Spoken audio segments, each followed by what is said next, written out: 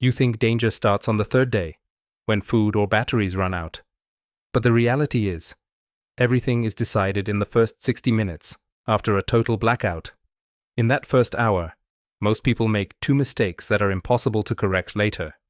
They turn their window into a beacon, screaming supplies here, and they let their apartment be read by strangers through sounds, smells, and habits.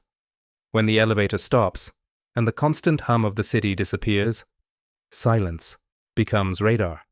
In the darkness, people start hearing what electrical noise used to hide, who lives where, who is alone, and who has resources. This video is not about paranoia or combat tactics, but about calm urban security. We're going to see how to transform your apartment in 60 minutes into a place no one wants to enter, and how to survive the first 24 hours without becoming an easy target. The first hour, the invisibility protocol. The first minute is the most critical. The power goes out and your first instinct is to turn on your phone's flashlight and go to the window to see if the neighbor has power, or if it's a general blackout. Mistake. By doing that, you've just marked your position. If the rest of the street is dark and you're shining behind a window, you've told everyone exactly which room you're in and that you have a working electronic device. From minute 1 to minute 10, your priority is blackout. Close the curtains, lower the blinds, or place blankets over the windows of the rooms you'll be using.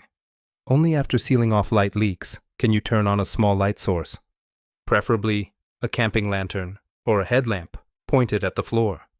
Never toward the ceiling or white walls, as light bounce can be seen from outside, even through thick curtains. From minute 10 to minute 30, you need to deal with access points. You don't need movie-style armored doors. You need order. Lock the front door and remove any objects from the hallway outside that indicate who lives there. If you have a new welcome mat or well-kept plants, bring them inside. During a blackout, you want your door to look as neglected and deserted as the others. If your door has a peephole, cover it from the inside with a piece of tape. You don't want someone from the hallway to be able to see if there's light inside your home. From minute 30 to 60, establish your immediate water reserve. In many buildings, when the power goes out, the water pumps stop working. You have a few minutes of remaining pressure in the pipes. Fill every empty bottle, every pot, and, if you can, the bathtub or large buckets. That water is not just for drinking. It's for hygiene and for the toilet. Once pressure drops, every liter will be worth more than gold. The most common mistake on the first day? There's a habit almost everyone has that seems logical, but is a trap. Going out into the hallway to chat with neighbors. At first it seems social and comforting, but in those 60 minutes, you're giving away vital information. By stepping out, you show how many people are in your home, whether you're nervous or calm, and you allow the smell of your dinner or the light from your living room to escape into the common area. The security in the first 24 hours is based on not being a source of information. If neighbors hear you have a small generator, or that you're cooking meat while they have nothing, the community dynamic will change very quickly. Envy and need transform people. Stay inside, stay quiet, and observe from the shadows. Light and sound management. After the first hour, we enter the shelter maintenance phase. Light must be minimal. If you need to read or work on something, do it in the innermost room of the house, the one without walls facing the street or common hallway.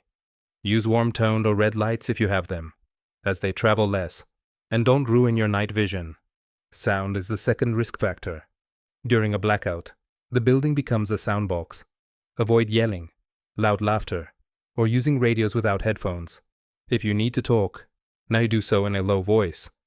The idea is that if someone walks down the hallway and stops outside your door, they shouldn't be able to tell whether anyone is inside or not. An apartment that looks empty is an apartment no one tries to loot. The first day, food and waste. During the first 24 hours, do not open the refrigerator unless strictly necessary. Every time you open it, cold air escapes, and you speed up food spoilage. Plan just one opening per day to take out what you'll consume in the next 10 hours. Prioritize eating what spoils first: dairy, fresh meats, and vegetables. A critical point no one mentions is trash. Do not take trash bags to the common dumpster during the first day. Waste reveals a lot about you. If someone sees high-quality food packaging or fresh scraps, they'll know you have supplies. Keep trash in sealed double bags inside your home or on a closed balcony until the situation normalizes, or it's safe to dispose of it anonymously. Organizing the safe space. Designate a living zone. Don't try to keep the entire apartment functional. Choose a central room where all family members spend the night. This makes monitoring easier, saves light, and retains body heat if the weather is cold. Keep a rapid response kit on hand. A flashlight, your keys, shoes on, and a whistle. If something happens in the middle of the night, you don't want to be searching for your shoes in the dark. Establish watch shifts if you don't live alone.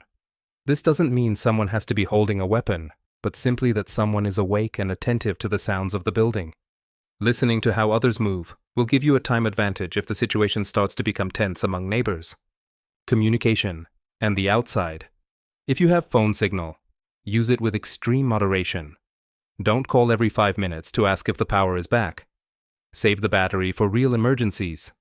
Keep your phone on power-saving mode, and turn off internet if you don't need it.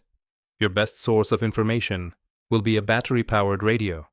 Local stations will give official news, long before rumors from chat groups get sorted out.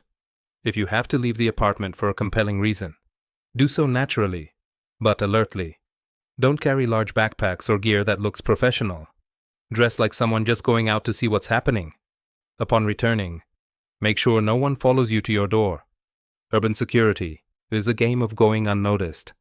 Mental preparation for the night. Night is the toughest time of the first day. Fear increases in total darkness.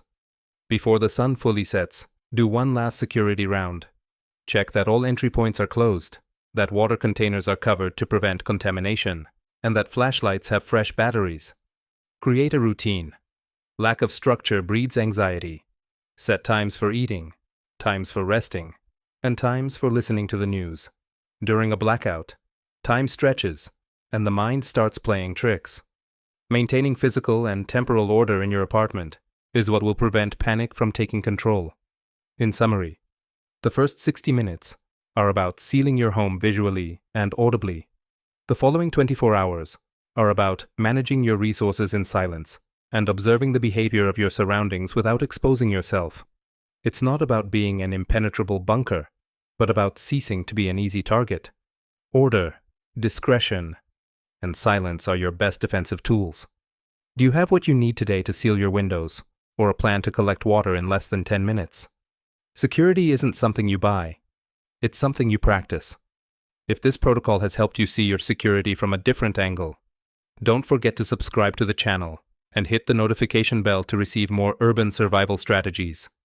Give the video a like if you believe preparation is key to peace of mind. And leave us a comment answering, what would be your first action if the power went out right now and didn't come back all day? I'll be reading your action plans. See you in the next video. Stay invisible and be ready.